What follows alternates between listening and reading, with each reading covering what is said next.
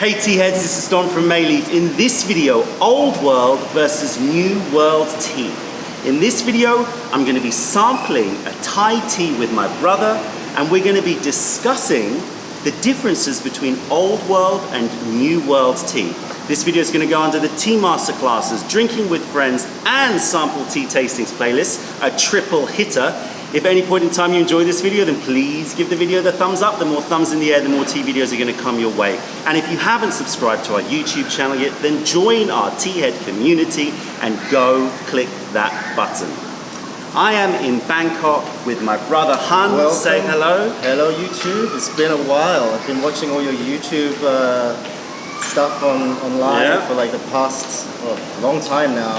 I know, we've been planning to do videos for a while, but he lives in Bangkok and I live in London, so that makes life a little bit tricky. A little bit difficult. Yeah. So I'm here with Celine. We're on holiday in Thailand, but we're also here to be here for the launch of my brother's tea house called Seven Suns, which is behind us. We're intentionally not filming because we don't want to disturb the customers, because I tend to scream and shout a bit too loud. You don't want to scare them away, especially so soon after launch. Yeah, so you just launched Seven Suns in Ekkamai in central Bangkok, and it's, well, why don't you tell them about your tea house? Well, we actually were open about a year and a half ago. Yeah.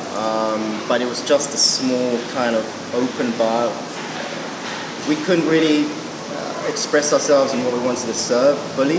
So essentially it was a takeaway place. It's a takeaway, and then we were also competing with like the bubble teas, and like there's loads of like little tea kiosk places that are serving like kind of garbage stuff. So we really wanted to kind of expand, renovate it, and live up to the name of the tea that we're serving. So Seven Suns in Ekkamai is serving Gong Fu style tea, which is, I guess they do in Chinatown, right? There's a couple of places that do in Chinatown, but to be honest, the whole tea thing in Thailand is still very underdeveloped, in my opinion. Okay. Yeah, I mean, in Thailand, the tea culture is interesting, and we're going to talk about Thai tea culture. But essentially, it's pretty much milky teas and very sweet teas, right? Bubble teas, Taiwanese, those bubble teas flavored like. It's not good stuff. They have the classic Thai milk tea, right?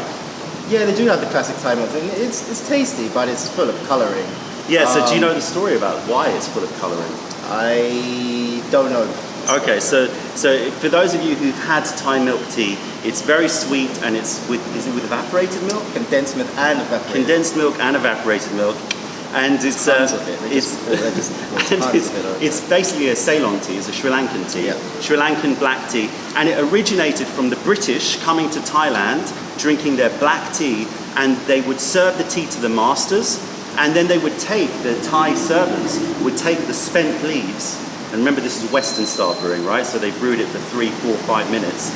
They take the spent leaves and they wanted to use it for themselves, so they would brew it themselves, but it wouldn't have enough taste and it wouldn't be strong enough. And so in order for them to try and sell it on, they added colouring to make it look stronger. And so that's why Thai milk tea is traditionally that bright orange. I don't know. I guess they used natural colourings at that time, maybe. Turmeric or something, which would have made it an interesting blend. But anyway, Seven Suns has arrived. Yeah. It's just opened. I mean, look, there are a couple of tea houses that are, decent, but really, there's no one that serves it Gong Fu the way that we do it, and obviously, we're using Mayleaf tea. Yeah. So obviously, although that has been a bit of a struggle, right? It has. My God. The Thai authorities. I don't want to bore YouTube about the import shenanigans I had to go through to get the tea from China. Thai FDA, let's put it this way, are very strict. Let's put it that way. So they have very strict quotas on how much tea can come in. Yeah, we have to apply for a tea quota, import license, FDA, the whole shenanigans. But it's taken me almost 3 years to do it. 3 years. I've done it now. So 3 years of work. He's been pulling his hair out for 3 years. Finally, he can get some Mayleaf tea being sent to him here in Thailand. Yeah. Finally, so it's good. It's all good. And today what we're going to be talking about is New World versus Old World tea.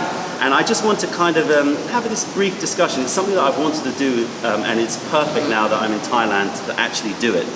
So if you look at kind of the history of tea, and we're not going to go too much into the history of tea. If you guys are interested in more tea history type videos, then let me know in the comments below, and I can certainly prepare some of those for you. But if you look at the kind of New World versus Old World tea, essentially you have China, right? China is the motherland, and it's not just Old World tea, let's call it Ancient World tea, right? So you know the classic story of Emperor Shennong and 2737 BC, which is a mythical story. A lot of tea sellers sell it as fact, but it's the leaf falling into his bath water or into his story. It's a lovely story, just like a lot of Chinese stories. They're all lovely. But actually, tea culture, or at least the tea drinking in China, it looks like it's older than that. They found rhizomes, like tea cultivation, like rhizomes, in Neolithic Hamudu tribe, which is 6,000 years ago in Zhejiang province. So tea drinking in China has about 6,000 years worth of history. And then this was the Hamudu tribes in Zhejiang province, but now it's considered that Yunnan province is really where it really started to flourish from, and really the birthplace of tea in China.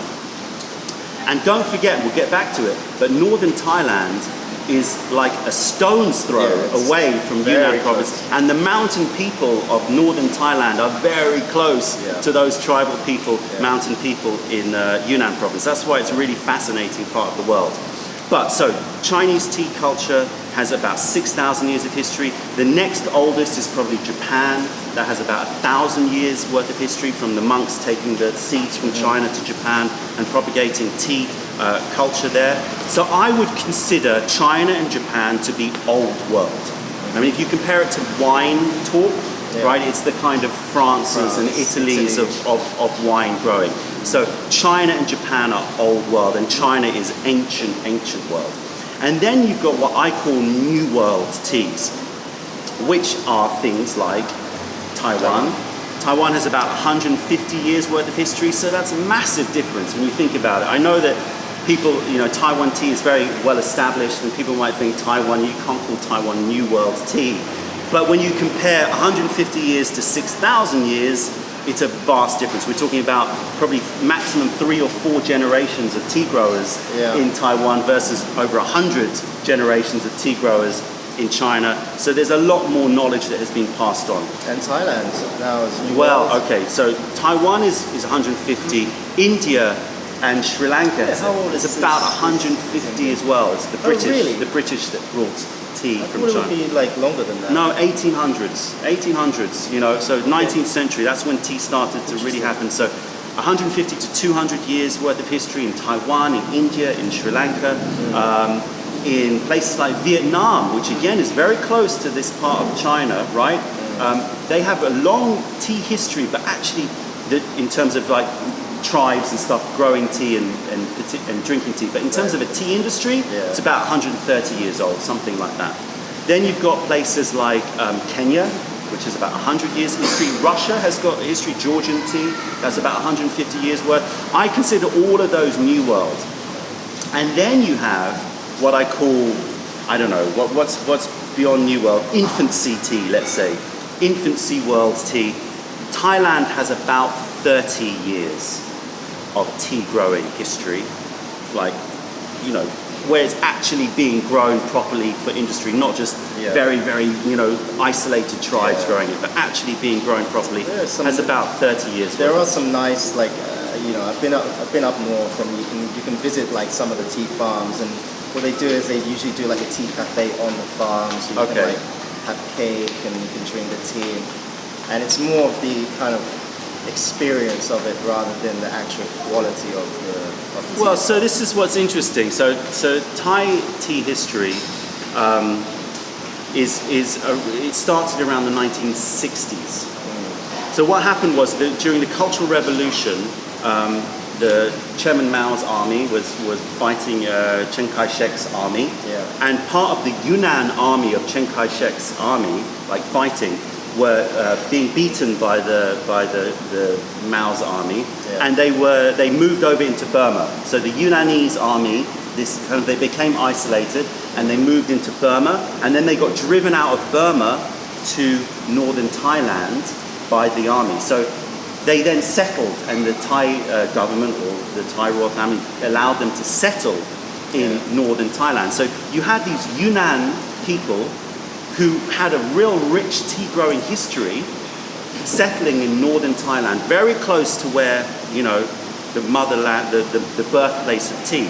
And in fact, it's worth noting that Burma, Vietnam, and northern Thailand have very old, wild, indigenous tea trees. So you're talking about these gushus, these poor gushus. Actually, I know a supplier that cultivates their tea from these tea trees, like in northern Thailand. Northern Thailand. You need to get hold of that supplier. We need to get them locked down.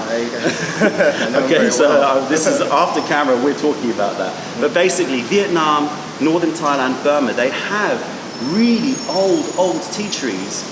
But the tea culture, in terms of the tea production, is still relatively young there.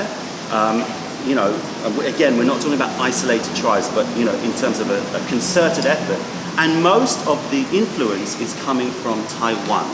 So this Yunnanese army that settled in northern Thailand, they started to grow opium, right? Yeah, this was the Golden Triangle. That's right. Cut and slash culture. They would grow opium, and they would in this Golden Triangle area. And then the king, he passed away last year. Rest in peace. Much loved king of Thailand. In the 1970s, he started the Royal Project in northern Thailand to try and get these mountain people to stop growing drugs and to start to settle in the mountains instead of this kind of cut and slash kind of culture of grow and then cull. And so basically he promoted the growth of new agriculture, and tea was part of it. Part of the Royal Project. Part of the Royal Project. I think actually this tea is part of the Royal Project. Well, this one here, yeah. So this Royal Project tea is what is really being propagated all around the north in Chiang Rai, the north of Thailand. And because of the history where the Yunnanese army were cut off from China, a lot of the cuttings and seeds they couldn't get from Yunnan, they got from Taiwan, right? Yeah. Taiwan, let's not get too political, but Taiwan has always been independent from China. I'm not going to say any more than that because I know there's a lot of passion around this. But basically the Taiwanese started to move in to northern Thailand to teach the Thais, or the Chinese Thais, and all of the generation that passed in collaboration with the Royal Project to create Thai tea culture. So it's relatively young in terms of very, very young, 30 years compared to 6,000 years. So they basically just want to use the kind of the Taiwanese practices, the way that they pick, cultivate. Yeah, so they borrowed and imitated and learnt from the Taiwanese tea farmers how to grow and create Taiwanese style teas. And I have to say there's a bit of dodginess happening in Taiwan now, where Taiwanese wholesalers are essentially buying in Thai teas to sell onto the international market as Taiwanese teas in order to keep the Taiwanese teas for themselves. Yep. So there's a bit of dodginess there. So if you're buying from a Taiwanese tea wholesaler, make sure that you ask which mountain it comes from in Taiwan. Make sure you force them into telling you that, because otherwise, if they just say it's Taiwanese tea, it could be that it's grown in Thailand and then imported to Taiwan and then sold off as Taiwanese tea, which is obviously no good. Okay, so before we talk too much about New World versus Old World, let's taste this tea. So this is, you picked this up from a farmer in Chiang Rai? This was given to me a while ago from a farmer up in Mai Salong. I'm not sure if I'm pronouncing So Mai Salong is the village area where Thai tea culture very comes up north Thailand. So Chiang Rai, if you're interested to go visit, it's beautiful up there. Really love that area. And this is, you can see it's a ball-rolled oolong. It's a classic Taiwanese style ball-rolled oolong. It's the Renje. Well, let's scope this tea. So season, well, this was given to you in 2016, 2016, right? yeah. So this is a spring picked 2016. The cultivar is the Renju cultivar, similar to the Chinchin cultivar. It's cultivar number 17 that was developed by the Taiwanese Tea Association. So the Taiwanese Tea Associations develops all these cultivars. Is it not the same as Ruby? It's not the Ruby. No, Ruby's is 18. 18. Ruby's 18. This is number 17. This is Renja, which is similar to the Chinchin cultivar, which is the classic cultivar made for high mountain Taiwanese oolongs. The origin, as we said, is Chiang Rai, Mae Salong in northern Thailand. The picking and processing, classic Taiwanese style. It's a lightly oxidized green with probably using the bud and the first two leaves, maybe the third leaves. It's been rolled. You can see it's got a fair amount of stem on it, but not too much, little bit stemmy. right? But what is very clear is that the stems are very thin, right? Do you notice how thin the stems are? When you compare that to Taiwanese oolongs that have stems, they're much thicker. So I'm already noticing that these tea plants are probably quite young, right? Quite young, which makes sense because this is, Thai tea is only 30 years of history, so it can't be older than 30 years, right? So it's young tea. And then the elevation, Mae Salong is really nice elevations, about 1,400 meters. So it's, have you heated this up? Yeah, okay. So let's stick it in and let's have a little sniff. It's all right. Spillage is all right as long as we pick it all up. Let's put it here so that they can see. In fact, let's just bring it to the camera just so that we can make sure that they've got a view of it. So a classic ball-rolled oolong, Taiwanese style. I would say it's kind of light. What's fashionable now in oolongs is this light oolongs, which I'm not going to get into, but I kind of find that fashion a bit annoying. Keep the tradition of the older the more oxidized oolongs as well. Quite fresh. Okay, let's have a sniff. Yeah, fresh, grassy. Notes of cut grass. What do you get from it? A little bit floral. What kind of flowers? Kind of smells, for me it smells like a little bit Taiwanese. A little bit less sweet. I would say it's more meadow flowers rather than those classic honeysuckles. And we've got 10 grams in a 150 ml pot. Give that buffalo a nice rinse. I don't know how much this camera is picking up, but hopefully it's picking up enough. Oh, yeah, definitely a lot more grassy. Okay, so as I said, it's light. Let me just quickly have a smell. It's a lightly oxidized, so it's got quite greenness. It's got a slight milkiness to it. A little bit of the Jinchuan. A Jinchuan is also another one that they grow up in northern Thailand. So they tend to grow Renja, which is number 17. They grow Chinchin for their oriental beauty, their oriental beauty, and then they grow Jinchuan. It smells a little bit sour to me, but it's got floral notes, green notes, kind of green acorny notes. Acorn, green, but green. It's got. Quite a good adjective. For me, I'm a little bit. It has a bit too much green to it, but let's see. Let's give this a 20-second brew. Pour it in there. So what are your guys' thoughts on New World versus Old World tea? We're going to talk a little bit about it. I'm interested. I haven't tried this tea yet, so I'm interested to try this tea. I've tried a fair amount of Vietnamese oolongs and a fair amount of Vietnamese Thai. I went to Vietnam last year looking for some oolongs. I didn't really find much. Yeah, my issue with it is, for me, they tend to taste a little bit flat, a little bit one-dimensional. And I think that it's due to a few reasons, which we'll talk about in a second. A little sour. A little sour? Yeah, it's got that very bright, very green, a little bit sour. Kind of reminds me of Osmanthus oolong without the osmanthus. Okay, yeah. So Osmanthus oolong is an osmanthus-scented oolong, and it is a very green oolong. Very green. I know exactly what you mean. Without the osmanthus fruitiness. Yeah, so it doesn't have the balance to it. Yeah. It's got a juiciness and a brightness to it, which is nice. It's got that ching, as they say in Xinjiang, which is that very fresh, light aroma. Hopefully this camera is picking it up, but just in case, let's bring this a bit closer. So you can see a classic light oolong colour. What colour would you say that is?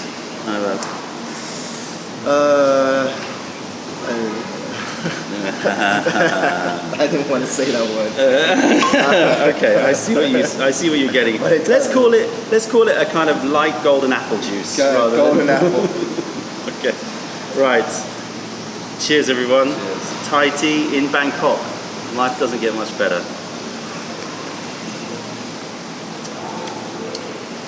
Okay, let's talk texture first.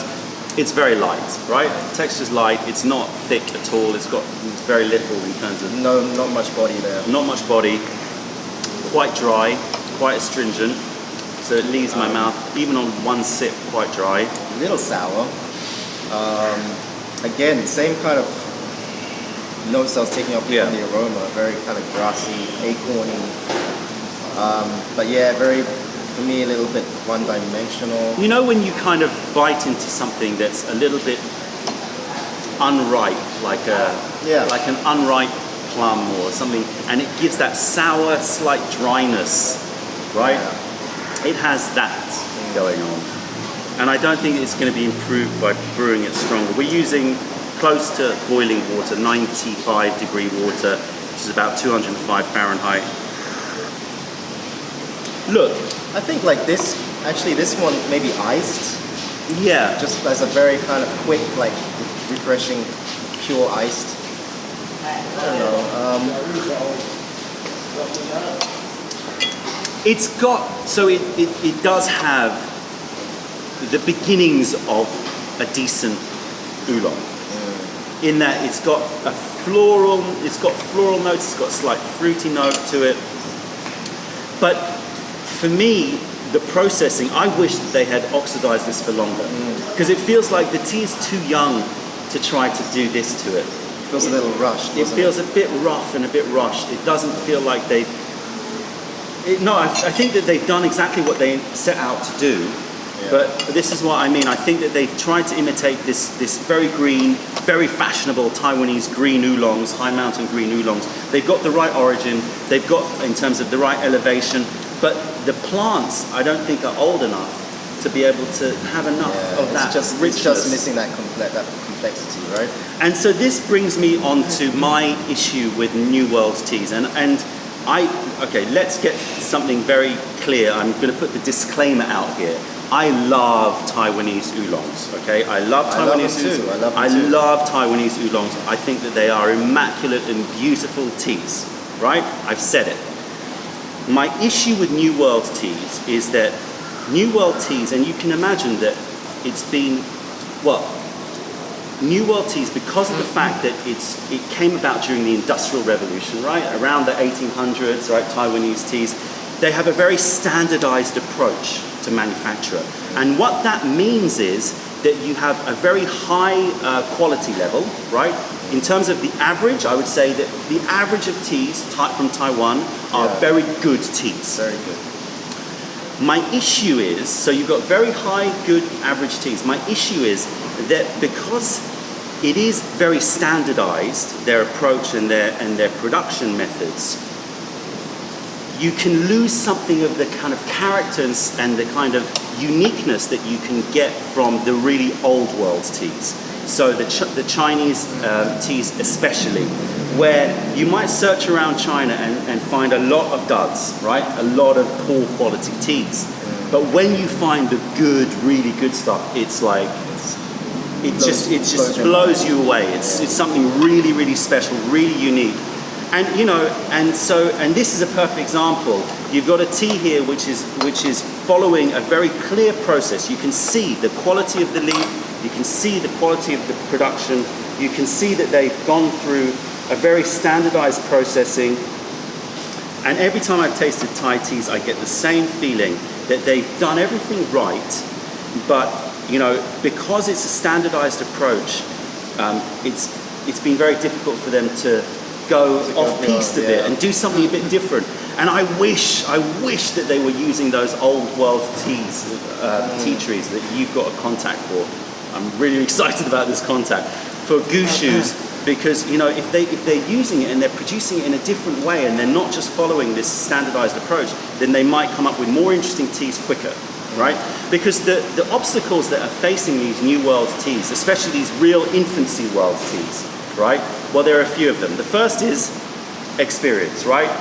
Hundreds of years of generations of tea growing experience in China versus, you know, one generation in Thailand, right? You're never going to replicate it. The second is the terroir.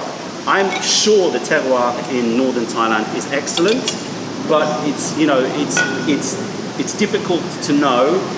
They haven't had a chance to experiment with the different parts of the mountain, the different areas, which fields are growing the best teas yet. 30 years is not enough time. The third reason is the planting of the teas. I'm guessing that this is plantation teas, right? They've laid out. I've been to Chiang Rai, but I didn't see that many tea plantations. The ones that you saw, were they quite? It was all very uniform. Very uniform. Right. So you know, pretty. again, very pretty, very laid out.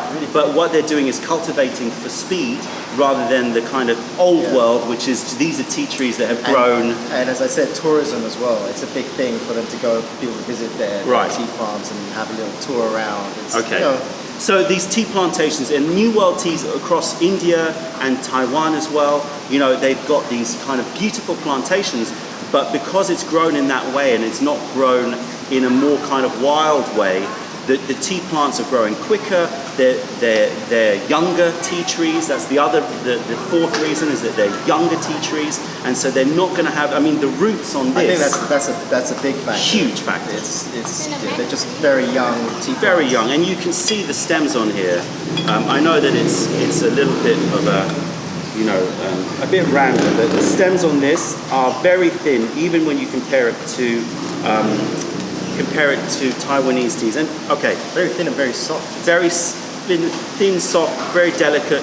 That could be just the picking, but it's also probably likely that it's the age of the tea tree. So this is not older than 15 years old, probably 20 years old, these tea plants. So they're very young, so they don't have the roots that are pulling up the minerality that are going to bring about like really good flavored tea. And the fifth point is that the processing technique, as I said, is borrowed from the Taiwanese, which is a very standardized approach. And so, you know, they are going to be doing an imitation of Taiwanese teas, but because Taiwan has got the deeper roots, the older trees, they're always going to be, they're more likely to be better. I mean, it's drinkable. The whole point is, this is not about trying to discourage these teas. I'm very happy that Thailand is growing these teas. In fact, I actually had a meeting with the Thai Royal Project in London because anyway, long story, but some of the royal family visited our place in our clinic in London, and I had a meeting with representatives of the Royal Project, and I was imploring them, I was begging them, I was saying, you know, you've got this amazing Royal Project, you've got these incredible Taiwanese style teas that you're growing, and that's great. Keep going, keep pushing, that's wonderful. But you've got ancient tea culture there. You've got these tea tribes. And in northern Thailand, do they eat the pickled tea leaves? I think they do, right? They do, yeah. The lepet, I think it is. That's right. And this is so that in northern Vietnam and northern Thailand, they pickle tea leaves underground in salt, and they use it for salads, right? So they've got these ancient tea trees, and they've got it there. And I was imploring the Royal Project to say, spend some of your money on this premium end, the really premium end, gushus and the wilder tea trees that are growing in northern Thailand, because you will have such a market out there. I'm sure all you tea heads agree. If they could spend a bit of money investing on the real ancient tea trees, they could make some amazing teas. And I know that this is happening in Burma, right? They're starting to resurrect these gushu tea tree production and really try and expand it. And I know in Vietnam there as well, so Thailand needs to do that as well. Because for me, this tea is a great introductory Oolong tea, nothing wrong with it, but it's nothing special, Yeah. right? Do you serve any? Would I serve it at the bar? Probably not. No. But yeah, as I said, I would maybe do some sort of iced tea with it, maybe mix it up with something. Yeah, because the grassiness and the astringency of it Yeah. could lend itself quite well. It's quite a hard tea, right? So Actually, the second brew, when I put the water in just now, it's got a little bitterness to it. Actually tastes a little better. yeah, but it's still got that sour, unripe thing, which is okay, but it's quite rough. I would kind of equate this to malchas. You know, when you go to visit the tea plantations, this is kind of unfinished tea. It needs to be sent to a roaster. Yeah, it needs to be roasted. It needs to be roasted. It needs to be like softened and smooth and Mellowed out. and you know that needs to happen with it. It's okay. It's nothing wrong with it, but it's just not great. And I have to say, this is pretty much the same thing that I've noticed in all Thai teas that I've tasted and Vietnamese oolongs. That they have the kind of beginnings of something really good. They've got it. But the kind of complexity, the body and the depth is just lacking when you compare it to Taiwanese teas and when you compare it to Chinese teas and Japanese teas, these older world teas that are out there. Well, maybe give it some time. Maybe, you know, I am 20, sure, 30 years' time. I'm sure in 30, 40 years' time that Thailand is going to be knocking out some amazing teas. And I'm guessing that even right now, there are some farmers that are doing some really good tea. So we're going to keep exploring. We have to keep exploring. We're going to keep exploring Burma, Thailand, Vietnam to try to find some May leaf teas to stock. At the moment, we haven't found any that are, in our opinion, the right level of quality. But we're going to keep exploring. But I'm sure that there are some farmers doing some always good find stuff something out there. So what we're going to do next, and what your mission is to go up to Chiang Rai With pleasure. and to go and find people that are going to be growing, that are going to be making teas from this gushu material, and or are going to be doing some more funky stuff with their teas to just bring it, go for the traditional Tiek Wan Yin oolongs, oxidize it a bit more, get it a bit more roasted. Let's try different things with it, and hopefully we can, in our small way, contribute to Thai tea culture.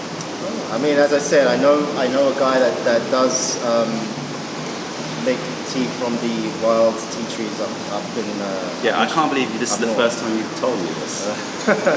Unbelievable. I thought I told you before. No? You did not tell me about that. I would have remembered. All right. Well, yeah, I'll go up there and check it out. Switch off. Do you have tea from him? I do have one, but it's scented. Why? Oh, why? Oh, why? It's scented. Artificially scented. With kind of like natural oils from passion fruit seeds and stuff like that. Okay, all right. Well, anyway, we're going to experiment and explore. But I hope that this has launched your discussion in old world versus new world. And I think that the Thai tea culture, the Royal Project is an amazing thing. And long may it continue to prosper and produce even better teas out there. That's it, tea heads. If you made it to the end of this video, then please give the video the thumbs up. Check out our YouTube playlist and let us know if there are any videos that you would like us to make. If you're ever in London, then come visit us in Camden to say hi and taste our wares. If you're ever in Bangkok, then come visit Seven Sons to visit and meet my brother and taste his teas. If you have any questions or comments, then please fire them over. Other than that, I am Don. This is Hun from Mayleaf. Thank you for being a part of the revelation of true tea. Stay away from the tea bags. Keep drinking the good stuff and spread the word, because nobody deserves bad tea. Bye.